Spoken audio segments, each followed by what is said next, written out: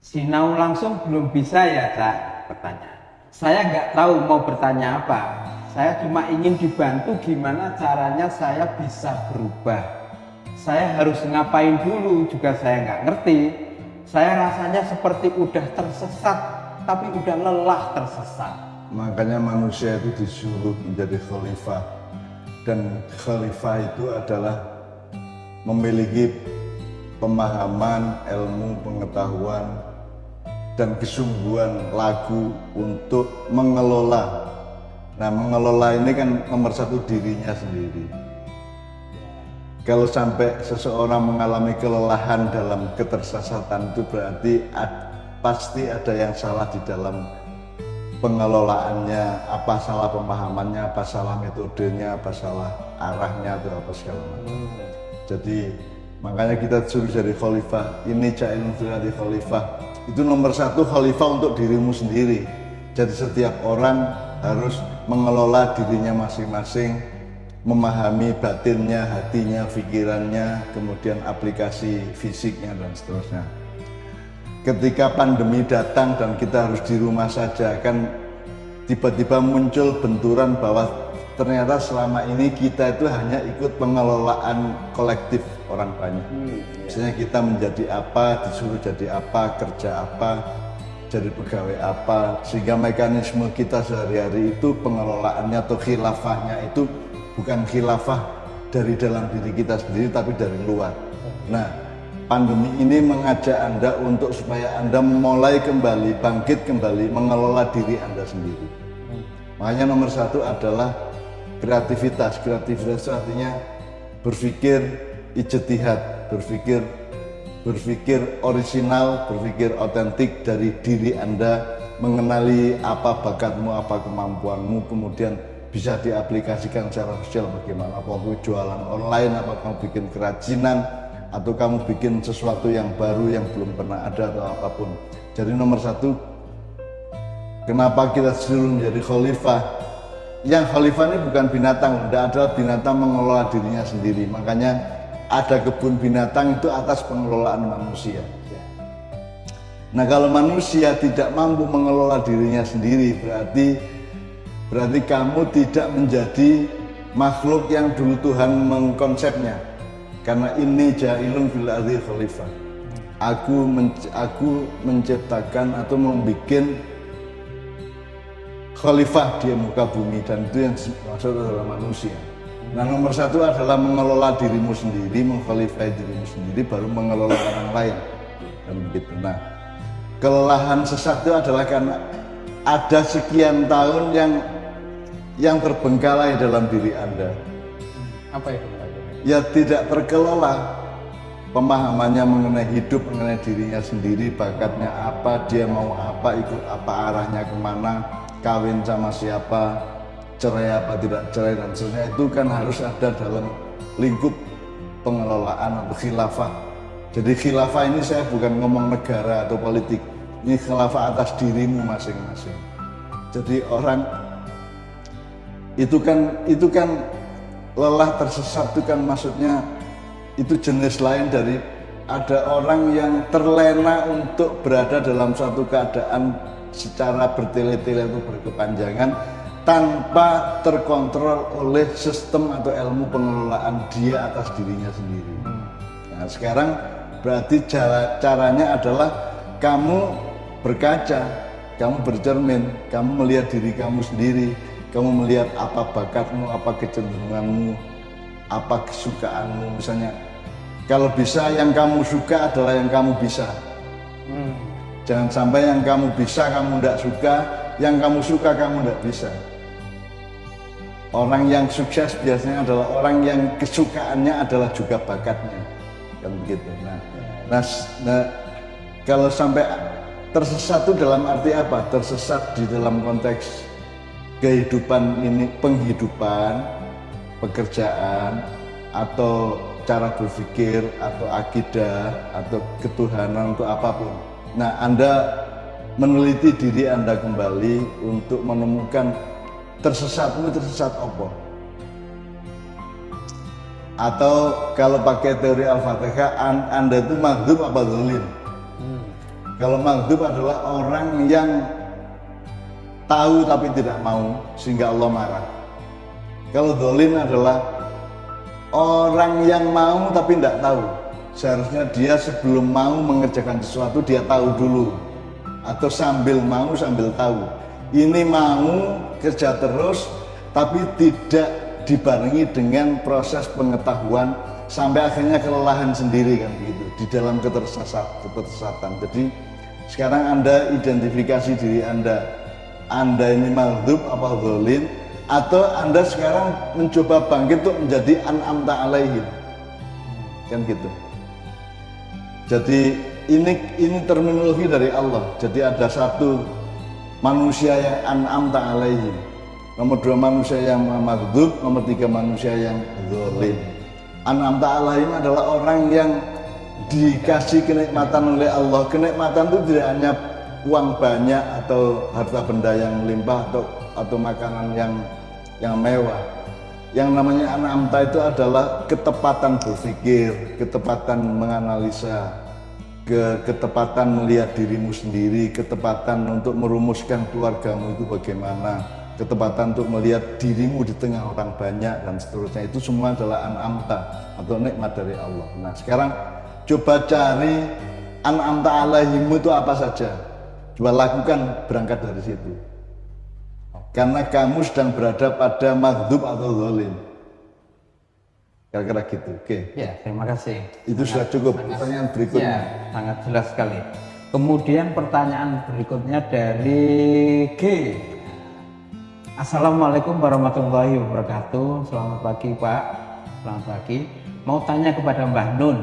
Ini di dalam dada saya kok ada yang bicara-bicara sendiri ya? Apa yang harus saya lakukan? Terima kasih Pak. Ini Dodo ini kalau dialog, nggak tahu siapa. Nek aku ngomong sehari-hari kayak kentir kayak Tetapi kita coba elaborasi. Yang kamu maksud bicara ada di dalam dada saya kok ada yang bicara-bicara sendiri. Yang bicara itu berarti kan ada bahasa, ada kata. Nah, Anda harus tahu bahwa kata dan bahasa itu kan hasil kesepakatan. Berarti ada kata adalah simbol dari sesuatu keadaan yang ditangkap oleh manusia kemudian dirumuskan menjadi satu kata, misalnya asin, gerah, sumuk, seger gitu ya. Itu semua kata. Nah, berkata-kata dalam dadamu itu berarti ada banyak sekali rumusan yang bergejolak dan bercampur aduk di dalam dadamu. Nah, kalau ada kata, ada bahasa, berarti ada subjeknya. Siapa subjeknya? Siapa yang berkata? Nah, siapa manusia itu? Manusia adalah yang di dalam dirinya ada serbuk setan, ada serbuk malaikat, ada serbuk Allah, ada serbuk manusia yang lain di dalam dirinya. Nah, Anda perlu menganalisis kui yang bicara ini kira-kira Gusti Allah apa setan apa nafsu atau hal yang lebih sempit. Apa itu nafsumu, apa itu cita-cita murnimu, apa itu keluhan-keluhan apa batinmu atau apa, itu kamu identifikasi. Karena bicara itu kan berarti ada susunan kata, ada bahasa. Nah, kamu harus cari. Sebenarnya kan gampang. Ini kira-kira kalimat-kalimat itu marak kowe apik berarti mudah-mudahan dari Allah. Kalau kalimat-kalimat di dalam dirimu, dalam dadamu itu buruk dan berakibat mudarat, manas-manasi kayak sikat kayak dirusak wae, nggon sename dirusak. Ya toh? Kayak dirusak wae ya. Nah, itu berarti dari setan. Jadi itu dihindari yang energi apa yang membakar. Maka kamu jadi khalifah tadi itu. Nah, kamu kan khalifah. Nanti termasuk Ratu Adil nanti. Jawabannya sama. Jadi kamu yang menghalifahi. Jadi itu bisikan dari siapa? Kan alladzi waswisu fi sudurin nas. Nah, kalau Allah menyatakan di surat An-Nas itu kan qul a'udzu birabbin nas, malikin nas, ilahin nas, min syarril waswasil khannas. Alladzi waswisu fi sudurin nas minal jinnati wan nas. Jadi kalau kategorinya itu kan sebenarnya suara-suara dalam dadamu itu adalah cipratan atau akumulasi atau endapan dari apa yang pernah kamu dengar di telingamu dari sesama manusia. Atau yang dari masa lalu mungkin juga nggak? Bisa aja apa yang menjadi wacana yang masuk, informasi yang masuk ke dalam dirimu, bisa dari tanggamu, bisa dari baca buku, bisa dari dongeng, bisa jadi apapun saja. Terus yuwaswisu fi sudurinas, terus menggoda-goda dan menciptakan rasa was-was di dalam dada kan itu. Nah, subjeknya siapa? Minal jinnati wan nas. Jadi bisa manusia sendiri, bisa jin. Jin itu artinya, jin itu jinnah ya, jinnah bukan minal jinni tapi jinnati.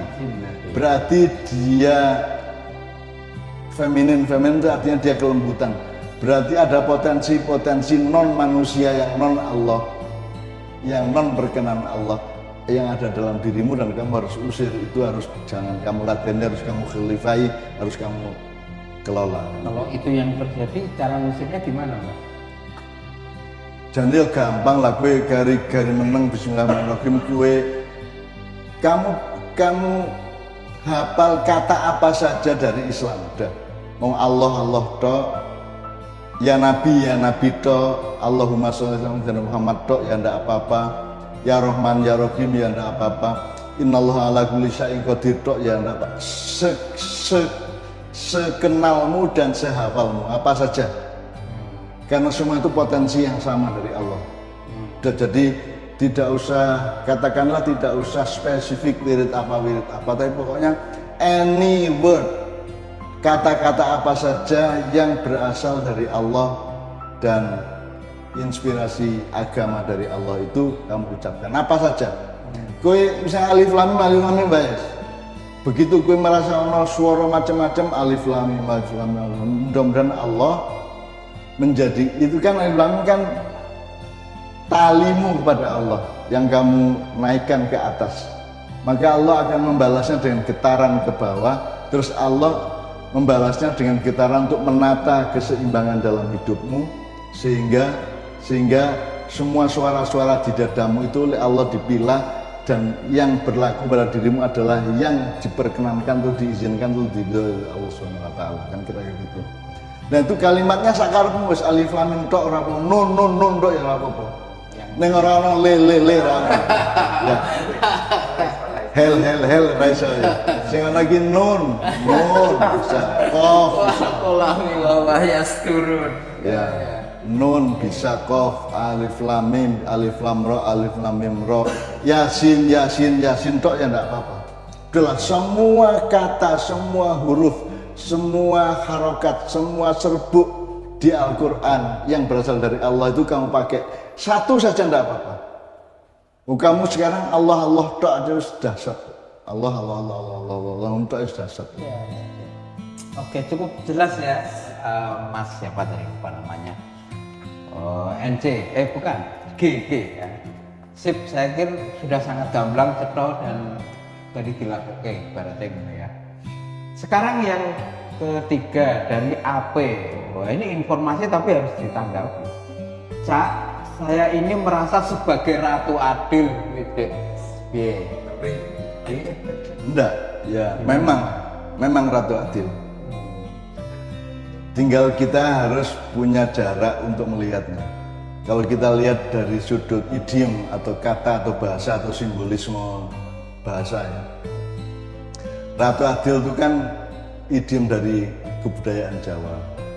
Kalau yang agak lebih spesifik ada Satrio Pinilih, ada Satrio Piningit, kemudian nanti dalam Islam ada Mesiah, terus ada Imam Mahdi, ada macam-macam ya. Itu kan dalam satu perspektif besar kehidupan umat manusia. Nah, kalau kita kembali ke bahasa atau kata Ratu Adil kan itu Rojo Adil, tapi Ratu Adil. Berarti kalau Raja Adil itu kan kekuatan, kebesaran, tapi kalau Ratu Adil itu kan kelembutan dan rohania. Jadi yang memang manusia itu Ratu Adil, adil ya, Ratu lembut, adil, jadi sedemikian lembutnya sehingga dia adil. Adil itu maksudnya lo yo kalau 5 jangan 4, kalau 4 jangan 5, kalau kene papat jangan iso timbangannya kene ya papat, itu namanya adil. Nah, manusia adalah makhluk Allah yang diberi alat untuk membangun keadilan. Nah, salah satu bentuk keadilan adalah mizan tadi itu, keseimbangan. Jadi keseimbangan atau perimbangan atau apapun ya, itu juga salah satu watak atau salah satu unsur dari adil. Jadi memang manusia ratu adil, malaikat aja bukan, apalagi setan. Malaikat kan tidak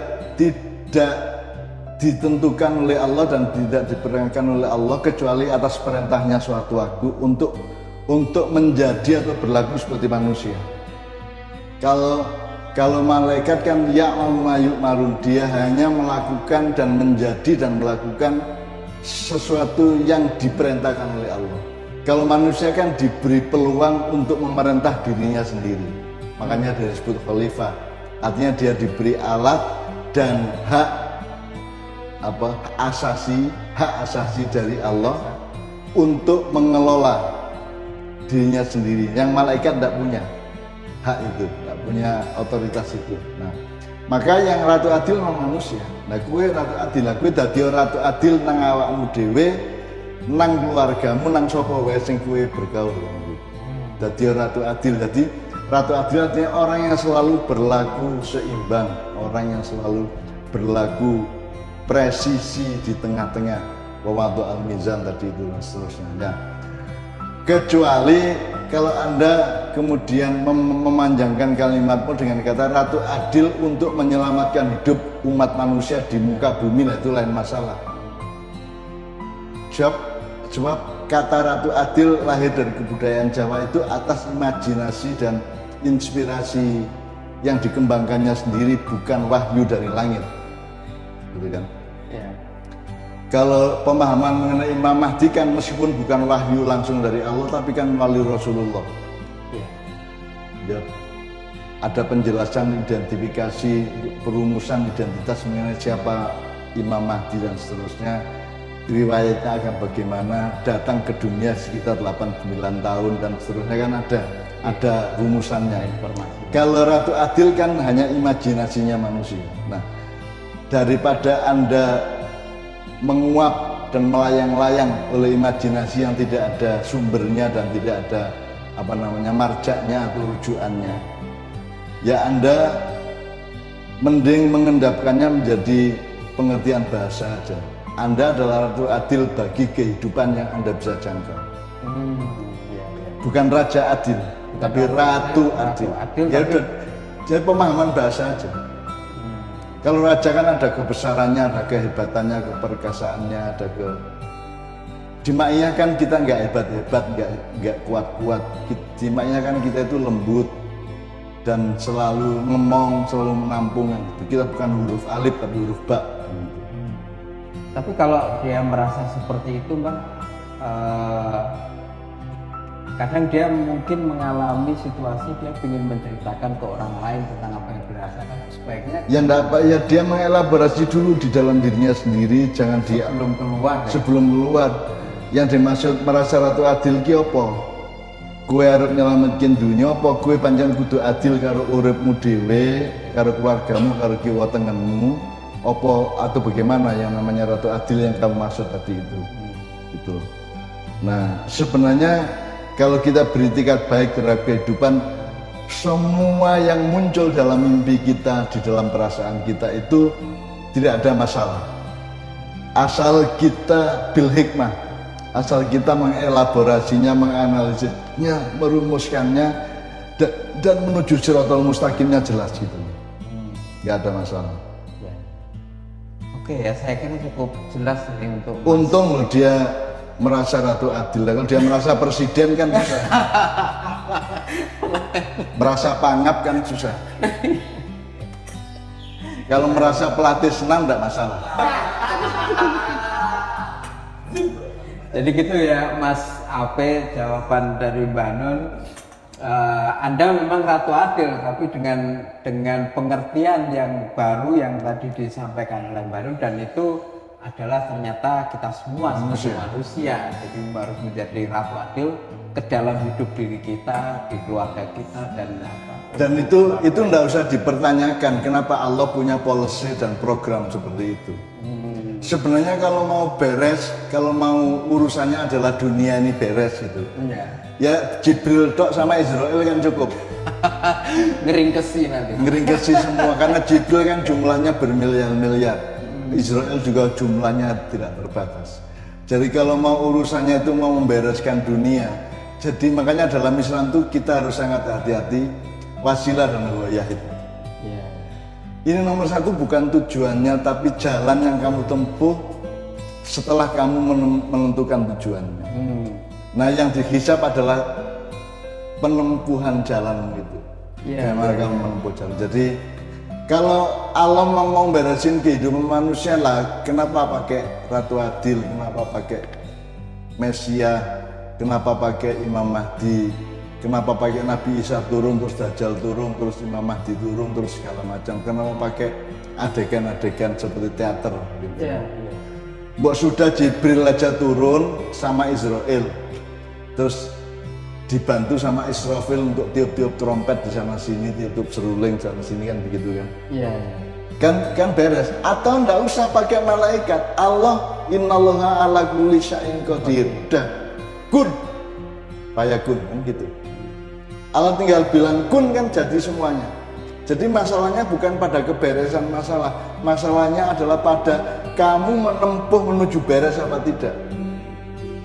Tapi beres tidaknya masalah itu betul-betul di tangan Allah. Sebab kalau Allah mau kan tidak perlu pakai khalifah, tidak perlu pakai Nabi Adam, terus ada Nabi Idris, sampai sekarang masih di surga, terus Nabi Isa masih di surga, terus Nabi Khidir masih ada, dan seterusnya. Tidak usah pakai itu, pakai casting-casting yang aneh-aneh seperti itu. Udah langsung aja kun, kan fayakun. Kalau Allah bilang apik beres.